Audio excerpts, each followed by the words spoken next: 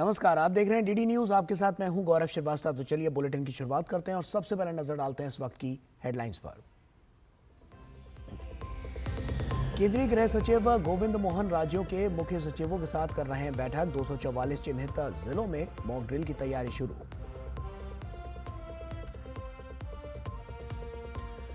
Punjab police को मिली बड़ी सफलता।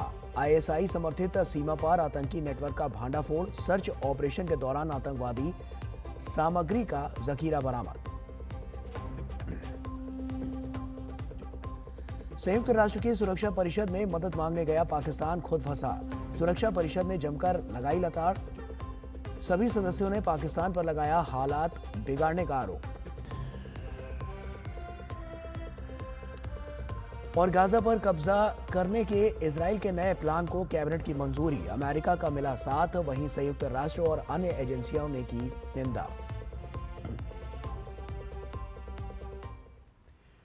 और चलिए बुलेटिन की शुरुआत करेंगे इस वक्त की बड़ी और अहम खबर के साथ। आपको बता दें, राष्ट्रीय सुरक्षा सलाहकार अजीत डोभाल ने प्रधानमंत्री मोदी से मुलाकात की है। यह मुलाकात कई मायनों में बेहद महत्वपूर्ण, क्योंकि साफ तौर पर रक्षा नीतियों को लेकर जब हम जानते हैं कि इस वक्त क्या स्थिति बनी हुई है, तो ऐसे में यह मुलाकात काफ़ी महत्वपूर्ण हो जाती है और आने वाले समय के लिए भी तमाम नीतिगत निर्णय जो हैं इस मुलाकात के बाद निकलते हुए नजर आएंगे। राष्ट्रीय सुरक्षा सलाहकार अजीत डोभाल ने प्रधानमंत्री नरेंद्र मोदी से ये मुलाकात की है। मुलाकात के कई पहलू हैं और साफ तौर पर तमाम ऐसे बिंदु हैं जिन पर चर्चा जो है वो की गई है। सुरक्षा नीतियों को लेकर, सुरक्षा की दृष्टि से और जिस तरह से मापदंड इस वक्त अपनाए जा रहे हैं उनको लेकर ये नीतिगत जो मुलाकात है वो काफ़ी महत्वपूर्ण बताई जा रही है। और ऐसे में पीएम आवास पर यह मुलाकात हुई है।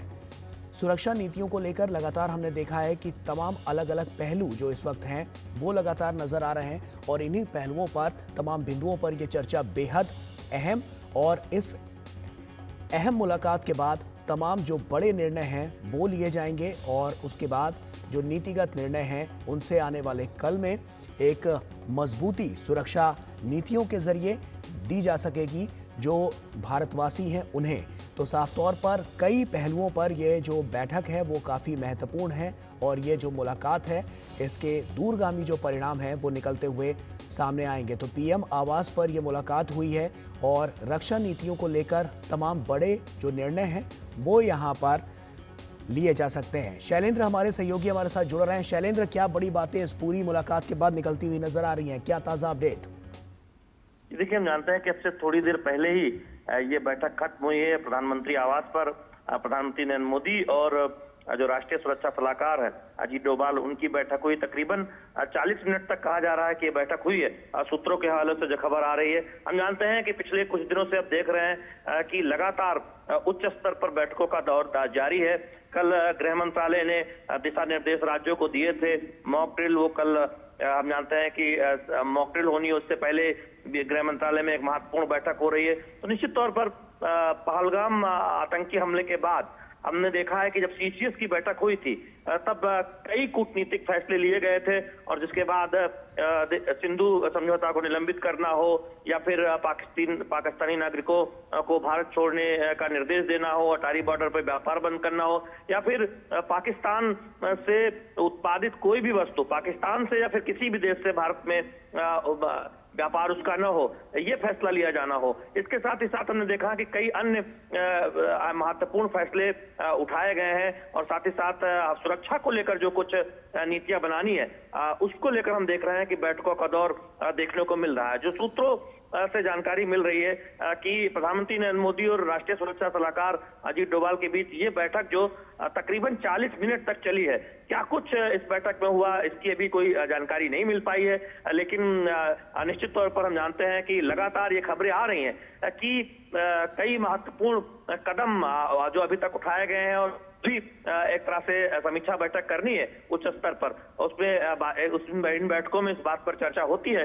इस बीच हमने देखा है कि बीजेपी ने अपील की है, भारतीय जनता पार्टी ने तमाम कार्यकर्ताओं से कि जो मॉक ड्रिल की जाने वाली है कल, हम जानते हैं कि गृह मंत्रालय के दिशा निर्देश के बाद जो राज्यों में मॉक ड्रिल की जाने वाली है उसमें जो कार्यकर्ता है वो अपने स्तर पर वॉलंटियर भाग लें, सहयोग करें, क्योंकि एक तरह से जागरूकता बहुत जरूरी है।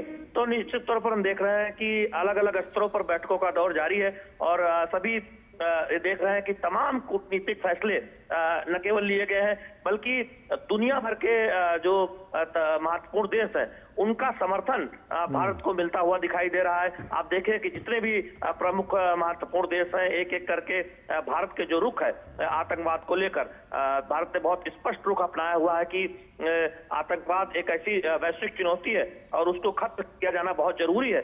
तो उसको लेकर हम देख रहे हैं कि पहलगाम आतंकी हमले के बाद लगातार एक के बाद एक देश भारत के रुख का समर्थन कर रहे हैं। तो इस बीच हम देख रहे हैं कि प्रधानमंत्री नरेंद्र मोदी बैठकों का देखने को मिल रहा है। राष्ट्रीय सुरक्षा सलाहकार अजीत डोभाल के साथ बैठक हुई है। क्या कुछ बैठक में हुआ है इसके एक कयास लगाया जा सकता है क्या कुछ? चलिए ठीक है शैलेंद्र, आप नजर बनाकर रखिए, हम आगे भी इस खबर पर आपसे अपडेट लेते रहेंगे। बहरहाल आपका बहुत बहुत शुक्रिया। तो साफ तौर पर यह बैठक कई मायनों में बेहद अहम, सुरक्षा नीतियों को देखते हुए लगातार इस तरह की बैठकें हो रही हैं और ऐसे में एनएसए अजीत डोभाल जब प्रधानमंत्री नरेंद्र मोदी से मिले तो क्या कुछ इसकी बड़ी बातें रहीं वो आने वाले समय में साफ हो जाएगी और वो भी हम आपको बताएंगे। अगली खबर का रुख करें। आपको बता दें कि मॉकड्रिल पर केंद्रीय गृह सचिव गोविंद मोहन आज राज्यों के मुख्य सचिवों के साथ बैठक कर रहे हैं।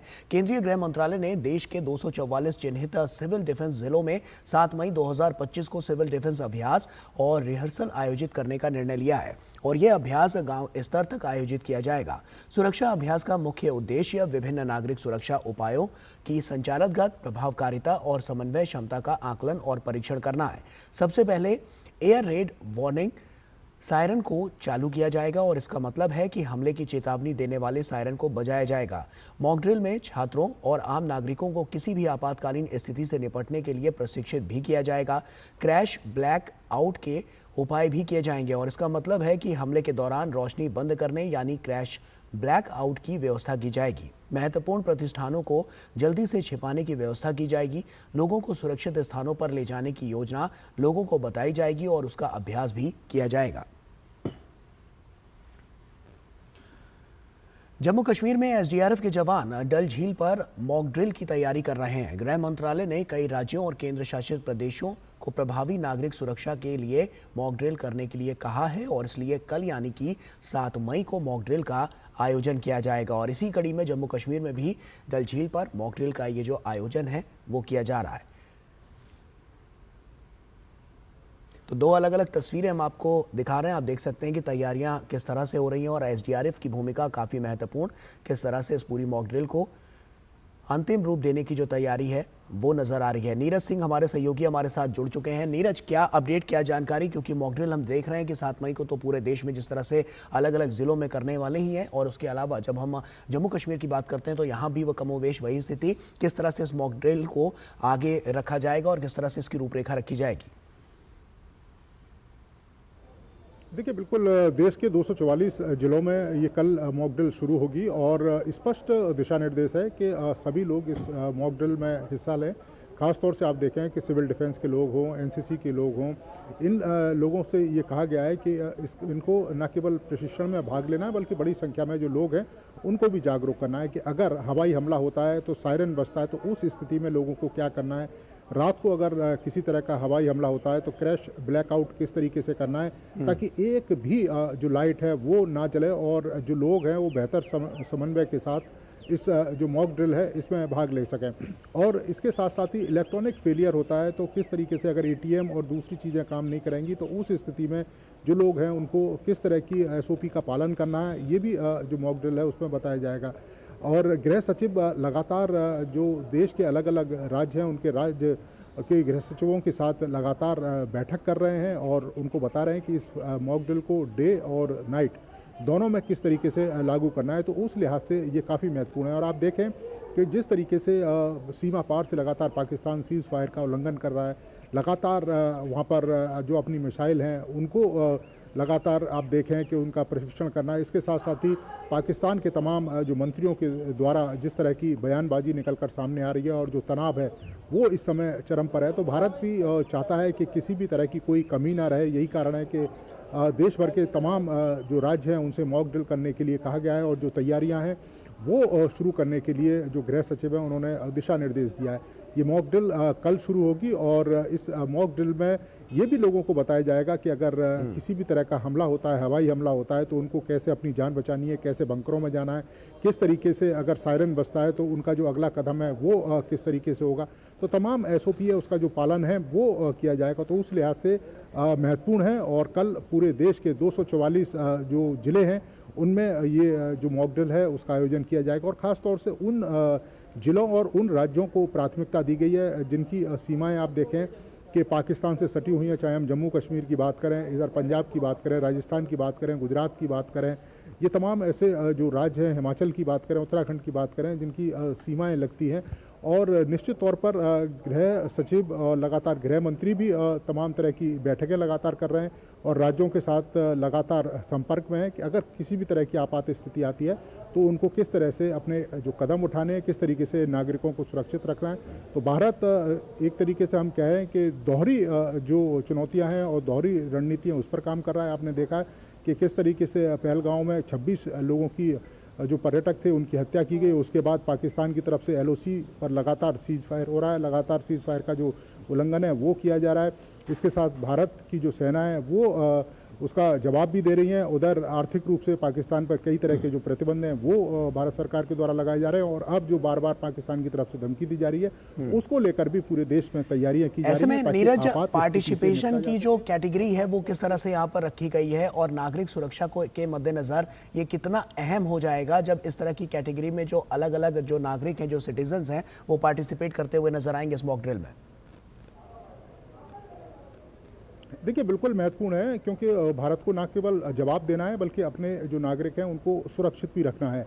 और यही कारण है कि आप देखें कि गांव स्तर पर इस मॉक ड्रिल को लागू करने की जो बात है वो कही गई है।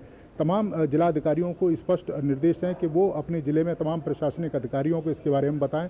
इसके अलावा सिविल डिफेंस, NCC के जो लोग हैं वो इस मॉक ड्रिल में भाग लें, लोगों को बताएं कि किस तरीके से अगर हमला होता है, रात को हमला होता है तो उन्हें किस तरह की SOP का पालन करना है, दिन में अगर हमला होता है तो किस तरीके से सायरन जब बजता है तो सुरक्षित निकल कर जाना है। जो बुजुर्ग हैं, महिलाएं हैं, दिव्यांग हैं, इन तमाम लोगों को अलग अलग तरीके से बताना है कि वो अपने आप को किस तरीके से सुरक्षित कर सकते हैं। तो भारत और ख़ासतौर से मोदी सरकार लगातार पाकिस्तान को मुंहतोड़ जवाब देने की भी तैयारी कर रही है। और इसके साथ साथ भारत के जो लोग हैं, अगर किसी तरह का कोई हमला होता है, किसी तरह की हवाई हमले के दौर से गुजरता है तो अपने नागरिकों को किस तरीके से सुरक्षित कर सकता है भारत, इसकी भी तैयारियां जोर शोर से चल रही हैं। चलिए, बहुत बहुत शुक्रिया नीरज, तमाम जानकारियां हमसे साझा करने के लिए। तो एक अभ्यास मॉक ड्रिल के जरिए यहां पर देखा जाएगा जो साफ तौर पर नागरिक सुरक्षा के लिए बहुत महत्वपूर्ण है और ऐसे में कल का दिन भी बहुत महत्वपूर्ण है। 244 ऐसे ज़्यादा ज़िले हैं जहां पर यह मॉक ड्रिल होनी है, तो ऐसे में जो सिटीजन हैं उनकी सुरक्षा को लेकर सरकार प्रतिबद्ध है और इसी प्रतिबद्धता के साथ ये मॉक ड्रिल कराया जा रहा है। छोटा सा ब्रेक ले रहे हैं, जल्द हाजिर होते हैं।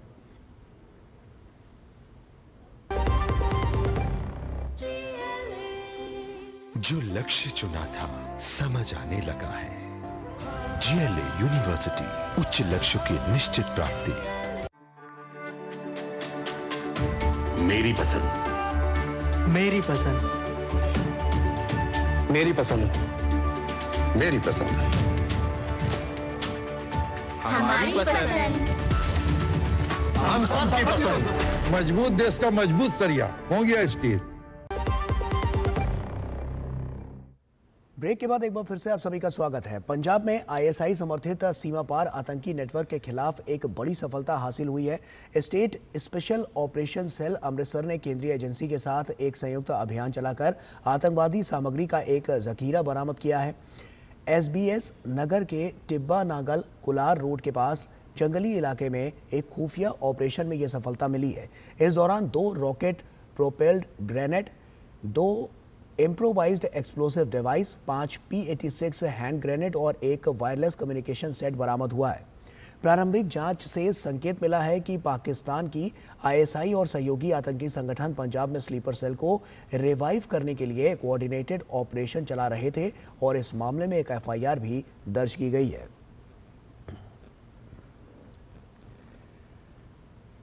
संयुक्त राष्ट्र सुरक्षा परिषद में भी पाकिस्तान को मुंह की खानी पड़ी है। वहीं दरअसल सोमवार को बंद दरवाजे के पीछे हुई यूएनएससी की बैठक में पाकिस्तान ने सोचा था कि वो अंतर्राष्ट्रीय समर्थन जुटाकर भारत पर दबाव बना लेगा, लेकिन यूएनएससी में पाकिस्तान उल्टा फंस गया और सदस्यों ने उसे जमकर खरी खोटी सुनाई। संयुक्त राष्ट्र सुरक्षा परिषद के सदस्यों ने पाकिस्तान से ही मुश्किल सवाल पूछे और पहलगाम आतंकी हमले पर जवाबदेही तय करने को कहा। यूएनएससी की बैठक में सदस्यों ने पाकिस्तान से पूछा कि क्या पहलगाम आतंकी हमले में लश्कर तैयबा का हाथ है या नहीं। दरअसल पाकिस्तान ये दिखाने की कोशिश कर रहा है कि भारत पहलगाम आतंकी हमले की आड़ में उस पर हमला करना चाहता है। हालांकि सुरक्षा परिषद ने पाकिस्तान के इस तर्क को खारिज कर दिया और उल्टे हमले में लश्कर तैयबा की भूमिका पर ही सवाल पूछ लिए। संयुक्त राष्ट्र परिषद की बैठक में पहलगाम आतंकी हमले की कड़ी निंदा की गई और इसकी जवाबदेही तय करने की भी मांग की गई। कुछ सदस्यों ने खासकर इस बात पर सवाल उठाए कि पहलगाम में पर्यटकों से उनका धर्म पूछकर निशाना बनाया गया, इसकी भी सदस्यों ने कड़ी निंदा की। पाकिस्तान द्वारा हाल ही में बैलिस्टिक मिसाइलों का परीक्षण किया गया। सुरक्षा परिषद के कई सदस्यों ने इस पर भी नाराजगी जताई और इसे पाकिस्तान की उकसावे वाली कार्रवाई बताया। पाकिस्तान की कोशिश थी कि मामले को सुरक्षा परिषद में उठाकर इसका अंतर्राष्ट्रीयकरण किया जाए और भारत पर दबाव बनाया जाए कि वो सैन्य कार्रवाई ना करे, लेकिन उसकी ये कोशिश धरी की धरी रह गई और सुरक्षा परिषद ने पाकिस्तान को सलाह दी कि वे भारत के साथ मिलकर द्विपक्षीय तरीके से मुद्दे को सुलझाएं। बडगाम में सुरक्षा बलों ने कल देर शाम हथियार और गोला बारूद के साथ आतंकवादियों की मदद करने वाले 2 संदिग्ध लोगों को गिरफ्तार किया है। पुलिस सूत्रों के मुताबिक विशेष सूचना पर कार्रवाई करते हुए सुरक्षा बलों ने बुचीपोरा काबूसा में नाका चेकिंग के दौरान 2 संदिग्ध आतंकी सहयोगियों को अपनी गिरफ्त में लिया। वहीं दोनों के पास से हथियार और गोला बारूद बरामद किए गए हैं और इस बीच जानकारी के अनुसार पुलिस ने इस संबंध में मामला दर्ज कर जांच शुरू कर दी है। एलओसी पर पाकिस्तान की नापाक हरकतें जारी है। लगातार 12वें दिन सीज फायर का उल्लंघन किया। पिछली रात भी उसने बिना उकसावे के फायरिंग की। कुपवाड़ा, बारामूला, पुंछ, राजौरी, मेंढर, नौशेरा, सुंदरबनी और अखनूर के आसपास के इलाकों में नियंत्रण रेखा के पार छोटे हथियारों से गोलीबारी की। पाकिस्तान की इस कायराना हरकत का भारतीय सेना ने मुंहतोड़ जवाब दिया। भारत पहलगाम हमले के बाद आतंकिस्तान की कमर तोड़ने में कोई कसर नहीं छोड़ रहा है। भारत ने सिंधु जल समझौता स्थगित करने के बाद चिनाब नदी का पानी रोक दिया है। केंद्र सरकार ने चिनाब नदी पर बगलिहार जल विद्युत परियोजना बांध के सभी द्वार बंद कर दिए हैं। बांध के सभी द्वार बंद करने के बाद रामबन में नदी सूख गई है। जम्मू के रियासी में बने सलाल बांध के दरवाजे भी बंद कर दिए गए हैं। ऐसे में भारत ने 2 दिन में 2 बांध बंद करके चिनाब का पानी पड़ोसी मुल्क में जाने से रोक दिया है। इससे पहले केंद्र सरकार ने सिंधु नदी का पानी रोक दिया था। केंद्रीय मंत्री ज्योतिरादित्य सिंधिया ने नई दिल्ली में आज भारत टेलीकॉम 2025 का उद्घाटन किया। सम्मेलन में उन्होंने कहा कि प्रधानमंत्री के संकल्प के परिणाम स्वरूप भारत अपना स्वयं का 4G स्टैक तैयार कर रहा है। चीन, कोरिया, स्वीडन और फिनलैंड के बाद ऐसा करने वाला ये दुनिया का 5वां देश है। केंद्रीय संचार मंत्री ने कहा है कि भारत का इरादा आने वाले दिनों में दुनिया के सभी कोनों में निर्यात करने का है। वहीं 2 दिन तक चलने वाले भारत टेलीकॉम के 22वें संस्करण में दूरसंचार क्षेत्र से जुड़ी देश विदेश की कई जानी मानी कंपनियां और स्टार्टअप भाग ले रहे हैं। Bharat Telecom 2025 conference, bringing together our telecom giants, our startups, our manufacturers, our innovators into one dynamic platform. Innovation has become India's hallmark today. When other countries had given up the capability of creating their own domestic 4G stack, the Prime Minister's resolve has resulted in India producing her own 4G stack, only the 5th country in the world to do so after China, Korea, Sweden and Finland. And that 4G stack today is being executed by BSNL across 100,000 sites, both the core and the RAN, and therefore India has a new robust technology platform which we intend to hopefully export to all corners of the world in the days to come. और दिल्ली की मुख्यमंत्री रेखा गुप्ता ने cannot place स्थित हनुमान मंदिर परिसर में स्वच्छता अभियान में हिस्सा लिया। दिल्ली में सिविक एजेंसियों और सरकार द्वारा एनडीएमसी क्षेत्र में स्वच्छता अभियान चलाया जा रहा है और इस मौके पर सीएम रेखा गुप्ता ने संदेश दिया कि दिल्ली में सफाई अभियान को दुरुस्त करने के लिए सबको अब सड़कों पर उतरना होगा। सभी इस स्वच्छता अभियान में जुड़कर एक बेहतर दिल्ली, सुंदर दिल्ली को सामने लाने का प्रयास करें।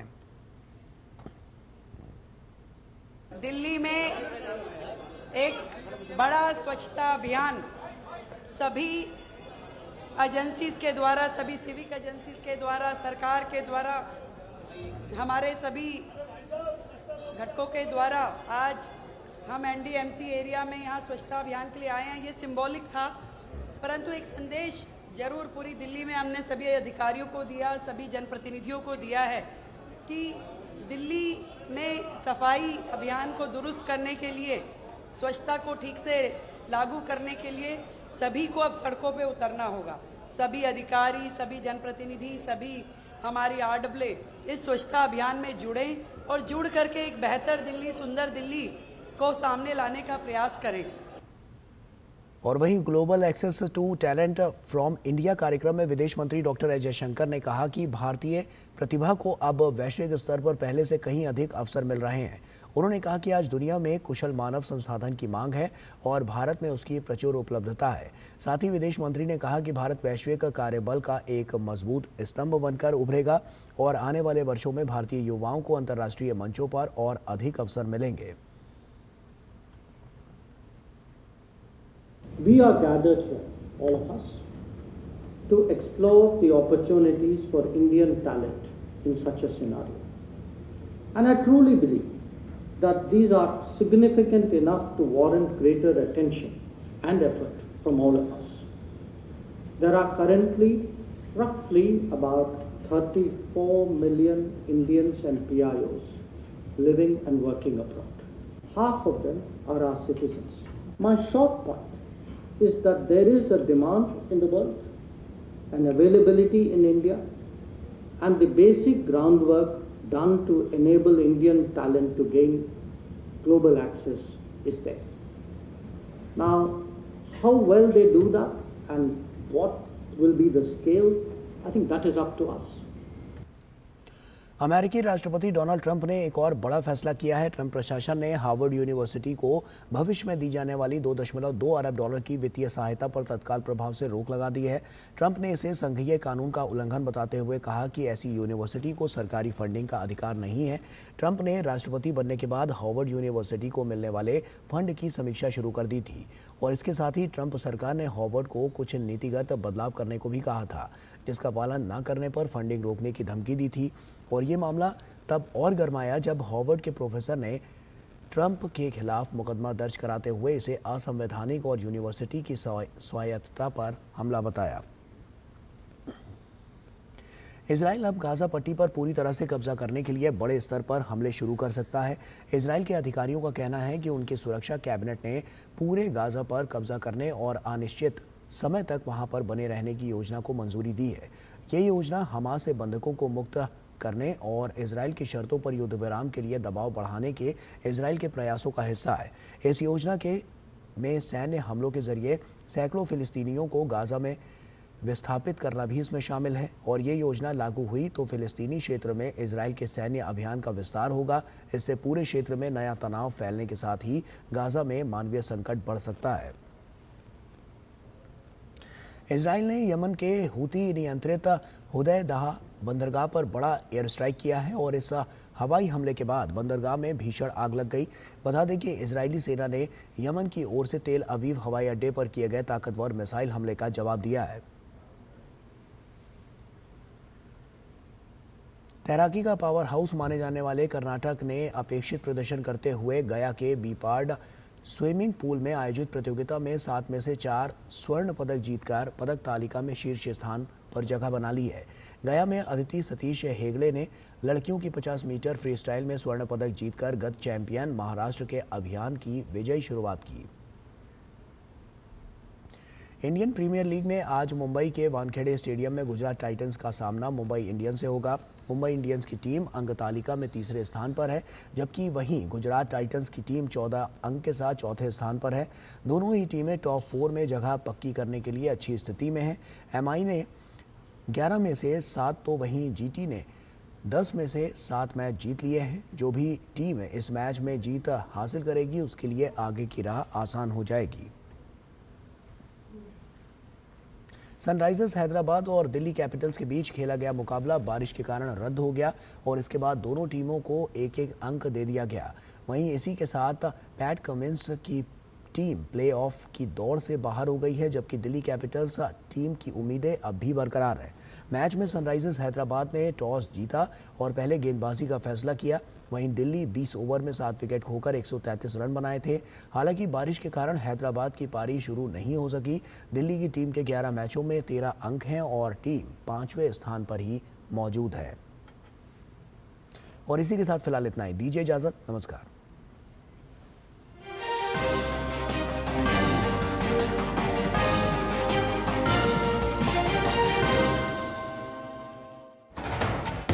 कश्मीर से कन्याकुमारी तक, कच्छ से कामाख्या तक, राज्यों की राजधानियों से प्रदेशों के कोने कोने तक, होगी हर राज्य के हर हिस्से की पूरी खबर। देखिए भारत at 7 खबर राज्यों की डीडी न्यूज पर।